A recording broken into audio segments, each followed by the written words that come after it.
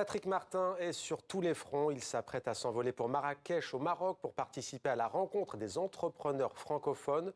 Le patron des patrons français affiche sur un plan intérieur son soutien à la réforme de l'assurance chômage du gouvernement français dirigé par Gabriel Attal. Bonsoir Patrick Martin. Bonsoir. Soyez le bienvenu sur TV5. Vous êtes le président du MEDEF, le mouvement des entreprises de France. Alors on va commencer cette entrevue par cette rencontre des entrepreneurs francophones. 4e du nom, c'est donc à Marrakech en collaboration avec la CGEM, Confédération générale des entreprises du Maroc.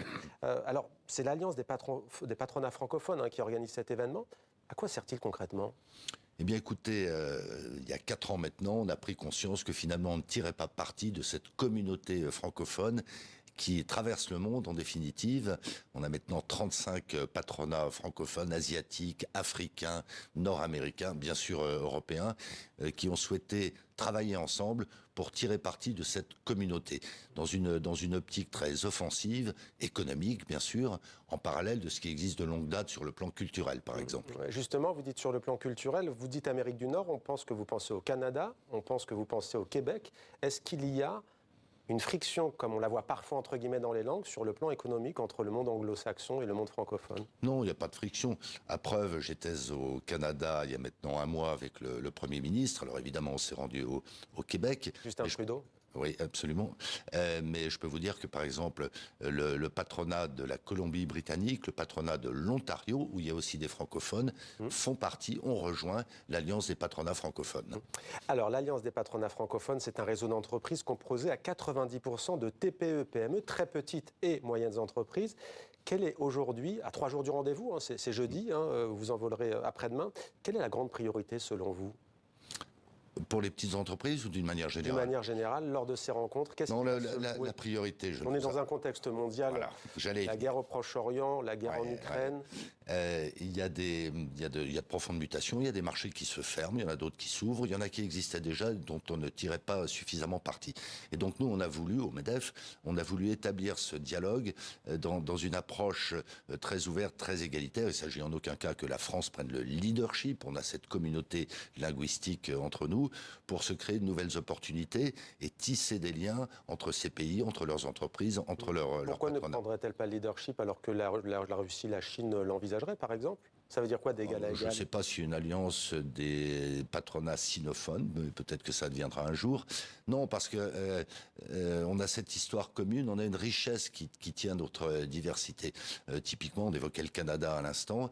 Il y a des approches qui ne sont pas exactement les mêmes. C'est vrai à travers l'Afrique. Et d'ailleurs, d'un pays à l'autre en Afrique, les approches ne sont pas les mêmes. Celle du Canada n'est pas celle de la Côte d'Ivoire, du Canada, pardon, du Maroc n'est pas celle de la Côte d'Ivoire. Et je pense qu'on se nourrit, qu'on s'enrichit de cette diversité, mais avec quand même ce socle culturel, linguistique qu'est la francophonie. Alors il y aura des entrepreneurs jeunes, d'autres moins jeunes, qui viennent du Congo, de la République du Congo, Brazzaville, du Congo-Kinshasa, la RDC, du Maroc évidemment, et de plein d'autres pays, d'Afrique d'ailleurs francophone, évidemment et éminemment.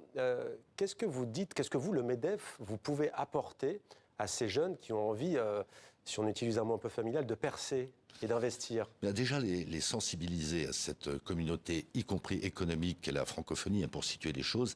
Il y a 350 millions de personnes qui parlent le français à la surface du globe, et compte tenu des perspectives démographiques, ce sera 700 millions, plus de 700 millions d'ailleurs, en 2050. Ce sont autant d'opportunités économiques. Donc on a la langue, mais on a bien souvent, lié à l'histoire également, des référentiels, des cadres juridiques, par exemple, qui sont assez comparables. On a des entreprises qui, d'ores et déjà, sont présentes dans beaucoup de ces pays, alors des entreprises d'origine française, mais ça peut être le cas, et c'est de plus en plus le cas, d'entreprises canadiennes ou d'entreprises marocaines. Donc voilà, nous, ce qui nous importe, c'est d'être très opérationnel, pas du tout institutionnel, et de parler de plein pied avec les uns et les autres. Et d'ores et déjà, y compris pour de petites entreprises, ça donne lieu à un courant d'affaires. Voilà, c'est ça qui nous intéresse, c'est qu'on soit vraiment dans l'opérationnalité, dans le business, je le redis, parce que les plaques commerciales sont en train d'évoluer, et donc on est tous à la recherche d'opportunités, saisissons-les quand elles existent. Quels sont les grands enjeux ? Il y a la transition énergétique notamment, la recherche aussi. Bien sûr, les compétences, et de ce point de vue, on a déjà mis beaucoup de choses en commun, on va le faire plus encore, parce qu'il y a des expériences diverses d'un d'un pays à l'autre, d'un continent à l'autre, et en mutualisant, en croisant nos expériences, mais également en mettant en place des programmes d'échange sur les compétences, sur la formation, on doit pouvoir aller beaucoup plus vite, aller beaucoup plus loin. Alors, une dernière question sur ce forum, parce que c'est quand même un forum économique. Il y a beaucoup ces mots que vous employez, libre circulation, les échanges ou autres, mais parfois, sans essentialiser Géraldine, il y a des entrepreneurs et des jeunes, et parfois même des patrons quand même assez importants, qui disent qu'ils ont du mal à obtenir un visa pour venir en France et pour échanger. Est-ce que vous, patron du MEDEF français, vous êtes conscient de cette problématique? Absolument. Écoutez, je vais me permettre d'employer une expression canadienne que j'ai découverte il y a donc un mois. J'espère qu'elle est québécoise. Alors, québécoise, bien sûr. Il faut que les bottines suivent les babines. Au-delà des déclarations d'intention, il faut qu'on traduise dans les faits, dans les actes, nos bonnes intentions. Typiquement sur les visas d'affaires, qui peuvent être un vrai frein pour venir commercer, pour venir s'implanter dans un pays. On a beaucoup travaillé d'ores et déjà pour faciliter, accélérer les procédures. C'est vrai par ailleurs, par exemple, c'est-à-dire avec le gouvernement français? Avec le gouvernement français, mais nos homologues d'autres patronats font la même chose dans leurs pays respectifs. C'est vrai également pour les ouvertures de comptes bancaires. Voilà, on est très pragmatique dans nos approches. Il faut que les bottines suivent les babines, que les paroles se traduisent dans les actes. Alors, la politique en France, parce que parfois il y a bien entendu des zones très proches entre l'économie et la politique, le gouvernement français, on va le dire, pas très apprécié que le MEDEF ne se prononce pas clairement sur la réforme des retraites, en tout cas publiquement.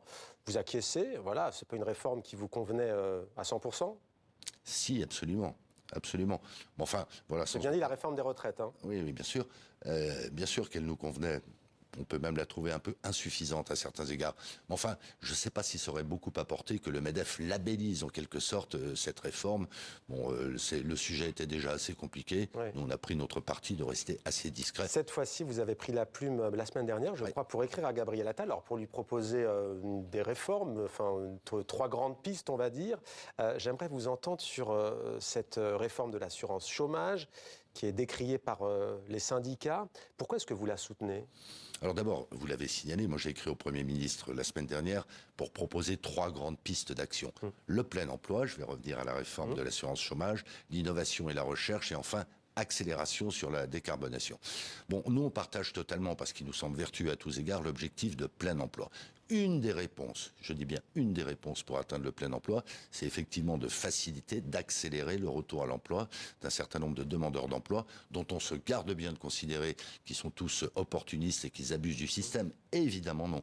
Mais si on peut se rapprocher de ce qui existe et qui est parfaitement respectable en matière d'assurance chômage dans les autres pays européens, on pense que ça aidera. Alors pour que celles et ceux qui nous regardent voient de quoi on parle, c'est qu'il faudra bientôt avoir travaillé, si cette réforme passe, 8 mois sur les derniers 20 mois pour être indemnisé, contre 6 mois au cours des 24 derniers mois actuellement. Oui. Le temps aussi de recevoir les prestations risque de baisser de 18 à 15, voire de 12, il me semble, si le chômage passe sous les 9%.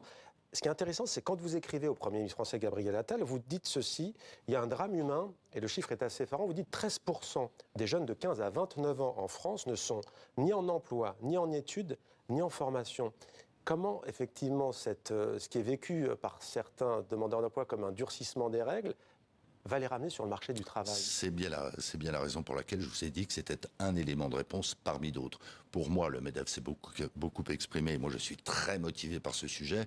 La mère de toutes les batailles, c'est évidemment la formation à toutes les étapes de la vie. Et par exemple, le MEDEF est très en soutien de la réforme des lycées professionnels, parce qu'on a un potentiel d'emploi, on a un potentiel d'épanouissement personnel en orientant mieux les jeunes des lycées professionnels, en mettant en place des formations qui correspondent mieux aux besoins de l'économie. Donc je me garde à nouveau de considérer que la réforme de l'assurance chômage est l'alpha et l'oméga du plein emploi, notamment pour tous ces jeunes, ou moins jeunes d'ailleurs, qui n'ont pas de formation. Donc ce point-là, vous le validez ou pas? Le passage du nombre de mois travaillés? Oui, mais pour la bonne compréhension de tous, hein, par exemple en Allemagne, il faut avoir travaillé 12 mois pour accéder à l'indemnisation. Oui.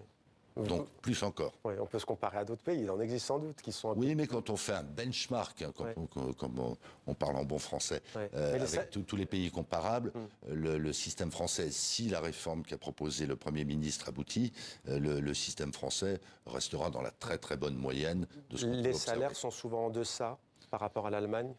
Ah non. Non, non, non. Les salaires français sont supérieurs aux salaires allemands jusqu'à 2,1 SMIC. Ouais. Et puis par ailleurs, on a beaucoup plus de transferts sociaux. Donc en termes de revenus global, parce qu'il faut comparer ce qui est comparable, on est sur ces niveaux de rémunération au-dessus de l'Allemagne. Alors, J-13 avant les élections européennes, la question de l'emploi, du pouvoir d'achat, elle est évidemment primordiale un peu partout en Europe et notamment en France.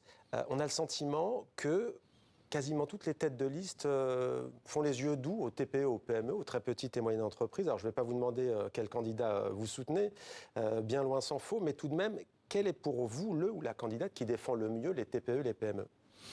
Alors, je voudrais commencer par dire que, parce que c'est un peu la question induite, il y a finalement assez peu de chefs d'entreprise, y compris à la tête de TPE, PME, qui soutiennent des formations qui ne sont pas véritablement pro-européenne. Il y a une aspiration profonde du patronat pour que l'Europe se corrige. Elle mérite de se corriger pour être plus pragmatique, pour être plus puissante, pour être plus offensive. Mais malgré tout, il y a une fibre pro-européenne très forte. Par voie de conséquence. Ouais. Il pense à qui, ces patrons que vous fréquentez, que vous connaissez, au Rassemblement national, qui, pour le coup, affiche une position différente par rapport aux dernières années ? Donc très peu de soutien à ces listes que je qualifie d'extrêmes, que ce soit à gauche ou à droite. Donc moi, j'ai pas à analyser plus que ça. D'ailleurs, je ne le pourrais pas. Les choix nominatifs, en quelque sorte, mais on voit à peu près vers qui ça oriente. Selon un sondage tout récent d'IFOP, pour nos confrères du journal Les Échos, 15% des patrons de très petites entreprises prévoient de voter pour la liste de Jordan Bardella, tête de liste Rassemblement national, contre 20% en faveur de la liste Renaissance menée par Valérie Ayé. C'est le camp présidentiel d'Emmanuel Macron. Que traduisent selon vous ces tendances ? Bien précisément ce que je viens de vous dire, il y a une forme de pleine conscience chez les chefs d'entreprise, donc moitié moins de chefs d'entreprise que dans la moyenne de la population. Et là, on parle des petites entreprises, on peut imaginer que sur des entreprises de taille plus importante, c'est encore moins. Donc c'est la pleine conscience qu'ont les chefs d'entreprise qu'il faut des solutions pratiques, que la bonne maille, c'est bien l'Union européenne, dans le cadre d'une concurrence qui s'intensifie formidablement, ou terriblement d'ailleurs, avec les États-Unis, avec la Chine, demain avec l'Inde. À condition d'être à égal dans les traités. On l'a vu avec la crise des agriculteurs. Oui. Oui. Qu'est-ce qu'ils demandent ces patrons de très petites et moyennes entreprises Ils demandent, et on demande tous, pas seulement les patrons de petites entreprises, qu'on corrige l'excès de réglementation, ce que j'ai appelé moi le délire réglementaire, et l'Europe n'est pas en reste de ce point de vue, la France ne démérite pas non plus, et puis par ailleurs, qu'on mette plus de moyens sur la table, en définitive, pour régler des sujets importants. Le prix de l'énergie, l'accès au libre marché européen, il y a encore quelques barrières qui existent, qu'on harmonise les formations, qu'on puisse plus facilement envoyer des apprentis, y compris en formation dans les pays voisins. Donc on a toute une palette de solutions, de propositions. Le MEDEF a énoncé 30 propositions qui, à vrai dire, ont été largement reprises par la plupart des candidats aux élections européennes. Alors, une dernière question, parce que les grands patrons, vous les connaissez aussi. C'est vrai qu'on parlait de la réforme de l'assurance chômage qui a frappé les esprits récemment en France. Non pas que les grands patrons ne méritent pas de gagner beaucoup d'argent, mais que c'était beaucoup plus en termes de pourcentage par rapport aux salariés. Est-ce que ça, ce n'est pas un problème en matière d'équité et de justice? Alors je voudrais commencer par vous dire que le MEDEF, c'est 200 000 entreprises avec un effectif moyen un peu inférieur à 50 salariés. Donc on a un échantillon représentatif. Les cas dont vous parlez sont tout à fait exceptionnels. C'est une autre dimension? Pardon? C'est une autre dimension? C'est une autre dimension. Alors quand on voit la trajectoire ou les performances, prenons le cas de Stellantis, on peut se dire que la rémunération du dirigeant, qui a été votée par l'Assemblée générale et qui à 93% est sur du variable, donc directement lié au résultat, même si elle paraît en valeur absolue considérable, est très très très très au-delà de la rémunération moyenne de chacun des 200 000 patrons adhérents du MEDEF. Eh bien, vous êtes plus pour des parts fixes dans le salaire que des parts variables qui s'étendent en fonction des marchés? Moi, je me l'applique à moi-même, puisque je suis entrepreneur avant toute chose. Je suis pour des rémunérations qui correspondent à une performance. Merci beaucoup Patrick Martin. Performance, ce sera le dernier mot de cet entretien. Merci d'avoir été notre invité et je rappelle donc que vous allez partir pour Marrakech pour participer jeudi, c'est dans 3 jours, à la rencontre des entrepreneurs francophones. Bon forum à vous. Merci. Merci Patrick Martin.